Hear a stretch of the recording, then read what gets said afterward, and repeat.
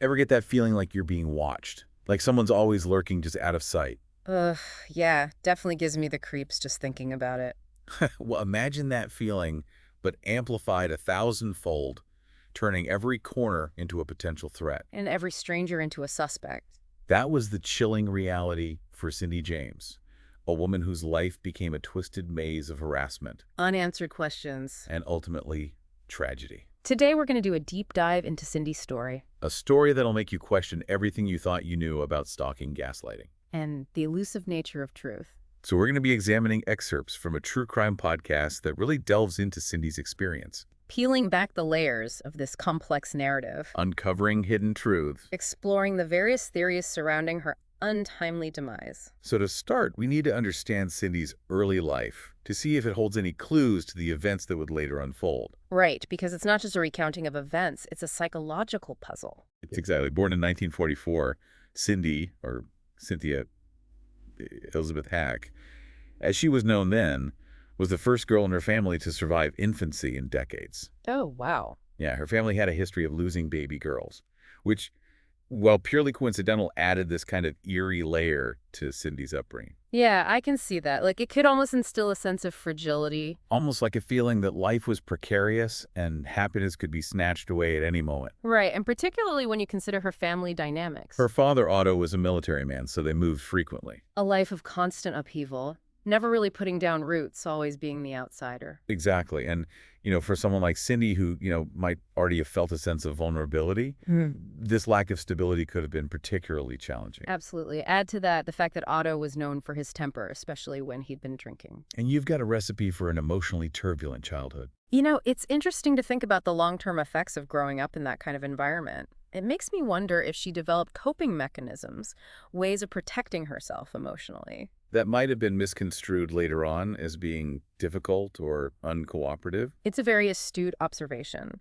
It's common for children who grow up in emotionally volatile homes to learn to suppress their feelings Become hypervigilant. and to develop a sense of mistrust. These traits, while serving as protection in childhood, can become obstacles in adult relationships. And that seems to play out in her life, even in her teenage years, when her parents, Otto and Tilly, had decided to move to Europe. Cindy refused to go. Created a major rift in the family, further isolating her. You have to wonder what was going through her mind at that time. Was it simply teenage rebellion? Or was it a deeper yearning for stability? A refusal to be uprooted yet again? Remember, she was already carrying the weight of that curse on her family, the loss of all those baby girls. Maybe staying behind was her way of asserting control, choosing her own path for once?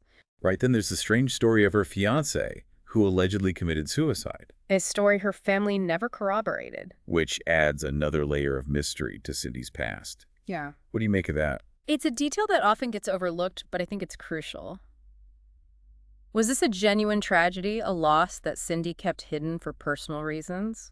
Or was it a fabrication? A story she created to cope with some other trauma? Perhaps even something that happened within her family? It speaks to a possible pattern of secrecy and a reluctance to fully confide in others. Which might have contributed to the difficulties she faced later on. Where it definitely seems like there were a lot of unresolved issues from her past. And those issues seem to have followed her into adulthood, especially when she met and married Roy Makepeace, A man almost 20 years her senior. who had left a family behind in South Africa. That's a significant detail, wouldn't you say? This marriage from the outset raises questions about power dynamics, about Cindy's need for security, perhaps even a subconscious desire to rescue someone. She had spent her childhood taking care of others, putting their needs before her own. Exactly. And of course, this marriage, with its considerable age gap and Roy's baggage, wasn't exactly welcomed by her family. Oh, absolutely not. Her parents strongly disapproved, further straining their relationship with her. Imagine being Cindy in that situation. She's already carrying the weight of a difficult childhood, and now she's making choices that alienate her from her remaining support system. A recipe for disaster. And as you might expect, disaster is exactly what she got. Initially, there was a honeymoon phase, with Cindy describing their early days as tramping around Cloud 9. But the reality of their situation quickly set in. They had financial struggles, differing social That's preferences. ultimately a fundamental clash of personalities. This is where their contrasting coping mechanisms come into sharp focus. Roy, it seems, sought connection. Social gatherings, a life filled with shared experiences. Cindy, on the other hand, was more comfortable with solitude, perhaps even craving it after years of having to be the responsible one, the caretaker, This disconnect created tension, leading to arguments and a breakdown in communication. and that breakdown manifested in a very specific way. Whenever there was a disagreement, Cindy would just disappear for hours. Mirroring the emotional detachment she learned from her parents. It's a classic example of how our past shapes our present. Cindy, never having learned healthy ways of expressing anger or resolving conflict, resorted to the only strategy she knew. Withdrawal. Unfortunately, this pattern only served to escalate the tension in her marriage. And that escalation eventually led to violence. Roy, in a moment of anger, hit Cindy. Marking a turning point in their relationship. This act of physical aggression shattered any remaining trust. It also revealed a darker side to Roy, a volatility that would later become central to the investigation. Cindy, deeply shaken by this experience, started keeping a diary where she detailed the abuse, accusing Roy of assault. While Roy admitted to hitting her, some who knew them both believed Cindy's accounts might have been influenced by her past trauma and a tendency towards exaggeration. This is a crucial point, and one that underscores the complexities of domestic abuse. While there's no doubt that Cindy was a victim of violence, her perception of events might have been colored by her personal history, by that deep-seated sense of mistrust and a need to protect herself. Right. So we have a woman who is already carrying a lot of baggage from her past A failed marriage marked by violence. and a growing sense of isolation. It's a recipe for a breakdown. And that's precisely what happened. In 1982, Cindy separates from Roy, and that's when the truly bizarre and terrifying chapter of her life begins. This is where Cindy's story takes a really sinister turn. Yeah, it's like you've just left this volatile marriage hoping to find peace and rebuild your life, but instead you're plunged into a nightmare of harassment. With the perpetrator lurking in the shadows. Their motives unknown, their tactics increasingly disturbing. That's exactly what Cindy faced. You mentioned earlier that the harassment started with obscene phone calls. What can you tell us about those calls? Well, the calls were explicit, threatening, and deeply unsettling. Like what kind of things was the caller saying? They would use her name, indicating like a personal connection. Oh gosh. And the content was often sexually suggestive and menacing. Ugh, it's just so creepy. What's particularly chilling is that the caller often remains silent, just breathing heavily into the receiver. Ugh. That feeling of someone watching you, knowing your every move, but remaining hidden in the darkness. Right. It creates this sense of palpable dread and vulnerability. It's like something out of a horror movie. Did she report these calls to the police? She did, but unfortunately, this was the early 1980s. Right. And the technology for tracing calls and gathering evidence was far less sophisticated than it is today. I can only imagine how frustrating that must have been for her. The police were very limited in what they could do, and Cindy was left feeling frustrated and powerless. So she's dealing with this invisible threat, this stalker, who seems to know her intimately, but remains just out of reach. A situation that would make anyone feel vulnerable and paranoid. Did the harassment escalate beyond the phone calls? Oh, absolutely. The phone calls were just the beginning. Soon the harassment took on a more physical and menacing form. Like, what do you mean? Well, a rock was thrown through a window at her house, shattering the glass and sending shards flying across the room. That's terrifying. It's a Dog. clear escalation, a message that the perpetrator is no longer content with just phone calls. They're willing to cross the line into physical violence. Exactly. And it gets even more disturbing. Oh, no. There was a break-in at Cindy's house, and while nothing of value was stolen, a sentimental pillowcase was slashed with a knife. That's not just a random act of vandalism. It's a deliberate attempt to instill fear and intimidate Cindy. To make her feel unsafe in her own home. Did the police investigate these incidents? They did, but again, they were hampered by the lack of physical evidence. No fingerprints or anything? No fingerprints, no witnesses, and the perpetrator seemed to just vanish without a trace. It was incredibly frustrating for Cindy, who was left feeling like she was shouting into the void, her pleas for help going unanswered. And then on her back porch, she finds the first threatening note. And this wasn't just a random scribble, right? Yo, this was filled with bizarre phrases like rotten love and silent hot sex. What do you make of the language used in these notes?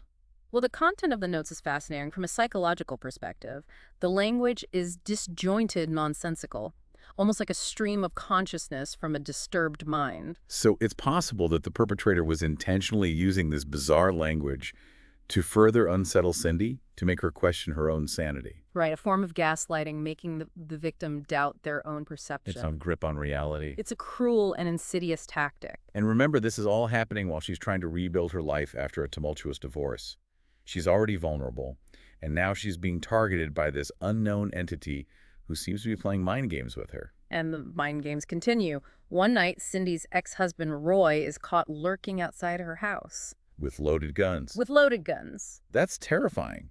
What was his explanation for being there? Well, he claimed that he was there to protect her, that he was concerned for her safety. Given their history and the fact that he was carrying weapons? It's easy to understand why many people, including the police, were skeptical of his motives. So we have Roy, the ex-husband, with a history of violence and a possible motive for revenge. But the story takes an even stranger turn. Okay, how so? Remember those neighbors who reported seeing unfamiliar men lurking around Cindy's house? Uh-huh. Well, one night, while Cindy's new boyfriend, Pat McBride, a police officer who had responded to one of her earlier calls, is at her place, he receives a silent harassing call. Another one. Yes, and he thinks he hears a woman's voice over a public address system in the background. Oh, that adds a whole other layer of complexity to this story. This suggests a level of planning and sophistication that goes beyond a simple case of stalking.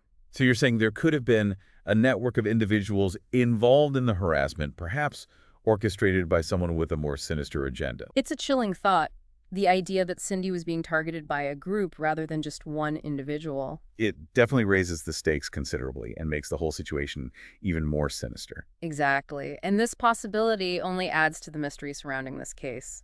Who were these other individuals? What was their motive? And how are they connected to Cindy?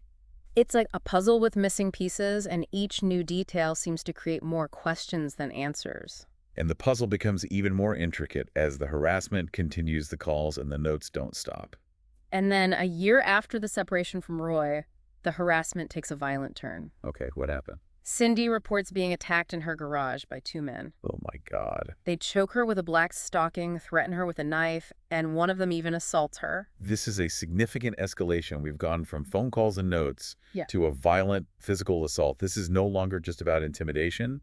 It's about control, about physically dominating and silencing Cindy. Precisely. And this attack marks a turning point in the case. It's no longer just about harassment. It's a potential attempted murder. Exactly. Did the police find any evidence to support her claims? Unfortunately, no, and this is where the case starts to unravel. Ugh, I hate when that happens. The doctor who examined Cindy after the alleged attack found no signs of injury consistent with her claims. So even though she was clearly distressed and her account of the attack was detailed and harrowing, there was no physical evidence to corroborate her story. Right, and this must have been incredibly frustrating for her. And it likely played into the growing skepticism surrounding her claims. It's a classic case of he said, she said, and without any tangible proof, Cindy's credibility was called into question. This is a common challenge for victims of abuse, particularly when the perpetrator is skilled at covering their tracks and leaving no trace of their actions. Exactly. So even after this terrifying attack, with no evidence to support her claims and growing doubt surrounding her story, Cindy makes a baffling decision. She moves back in with Roy for safety. It's a testament to the complex dynamics of abuse. It does seem like a contradiction.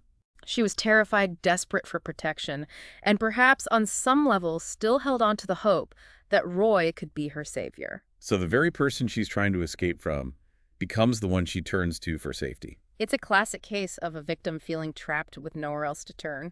And unfortunately, this decision would only further complicate the investigation and cast a long shadow over the events that were to follow.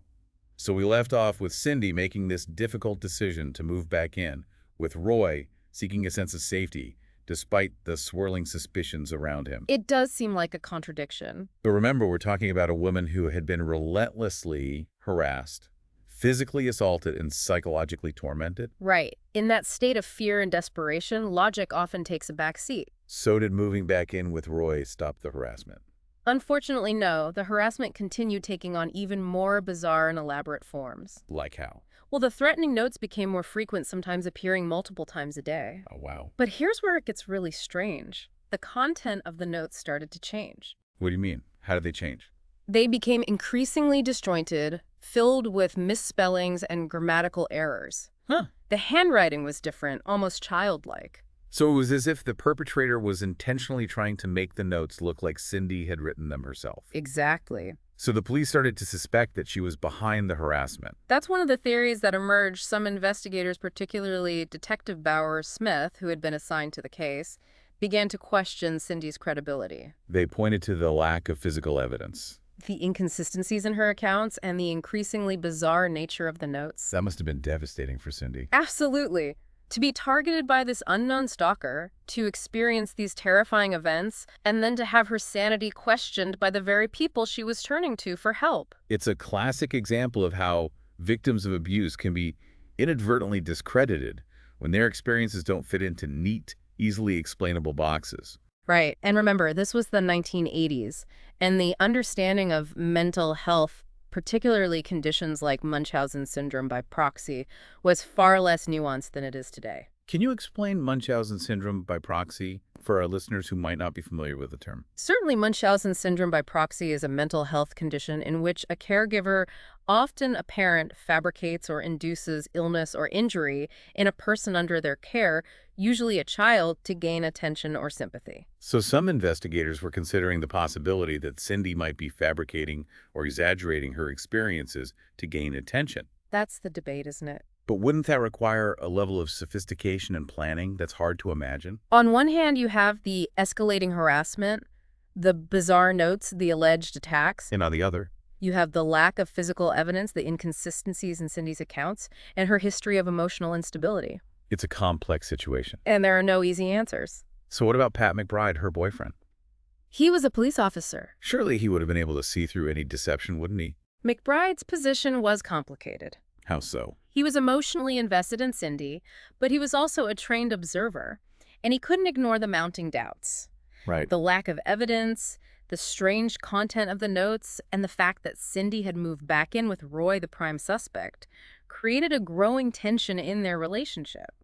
So even her own boyfriend started to doubt her story. It was, imagine feeling constantly threatened, yet having your experiences dismissed and your sanity questioned by those closest to you. It's a form of psychological torture that can have devastating consequences. Absolutely. But amidst all this doubt and suspicion, were there any incidents that actually supported Cindy's claims? There were a few incidents that gave even the most skeptical investigators pause. Like what? For example, on one occasion, a neighbor reported seeing a man matching the description Cindy had given of one of her attackers lurking near her house. But when the police arrived, the man had vanished. Another frustrating dead end in a case that seemed full of them. Right? Did anything else happen that defied easy explanation? Oh, yes. And this one is particularly chilling. One night while Cindy was staying at her parents' house, she claimed to have been attacked again. Oh my gosh. This time, she said the attacker had drugged her, tied her up, and left her in a ditch on the outskirts of town. That's terrifying. Was there any evidence to support her claim this time? This is where it gets even more complicated. When the police found Cindy, she had rope burns on her wrists and ankles, consistent with being tied up. Oh wow. So finally some physical evidence. She was also disoriented and claimed to have no memory of how she got there.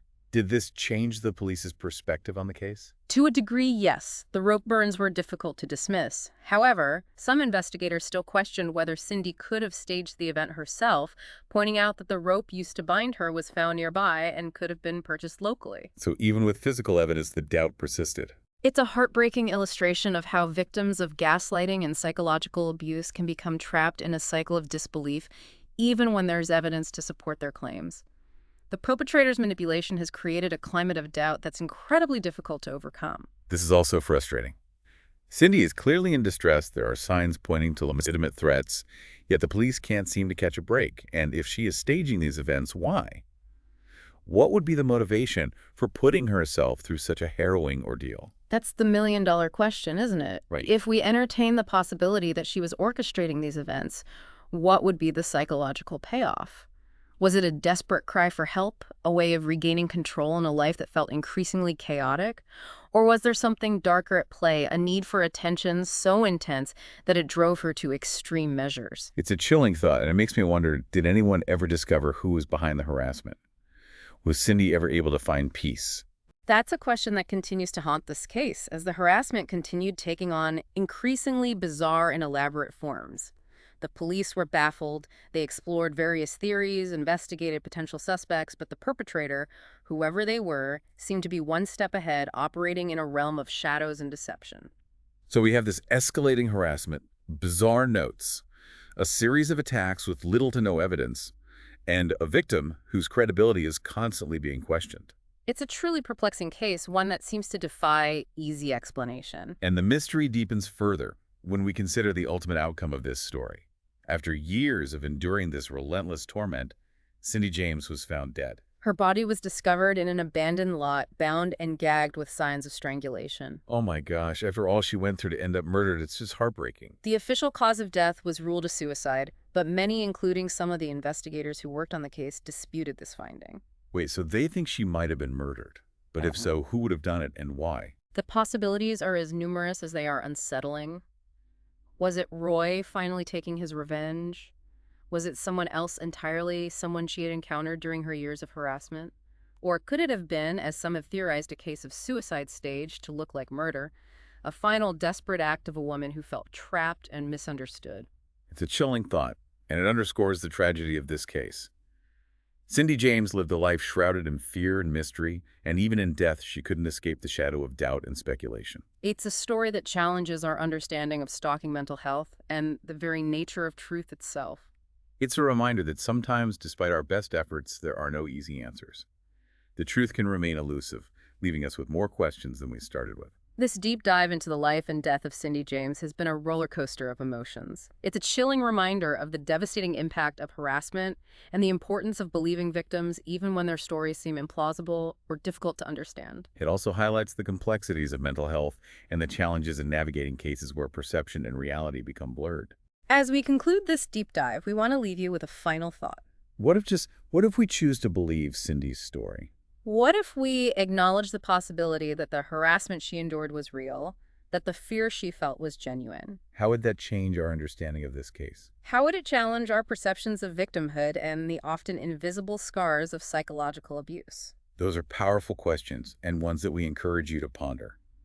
The Cindy James case is a stark reminder that the world can be a dark and unsettling place, and that sometimes the most perplexing mysteries are those that linger long after the final chapter has been written. Thank you for joining us on this journey into the strange and unsettling world of Cindy James. We encourage you to continue exploring this case, to delve into the various theories and perspectives, and to draw your own conclusions. Remember, the pursuit of truth is an ongoing process, and sometimes the answers we seek remain elusive, leaving us with nothing but questions and a profound sense of unease.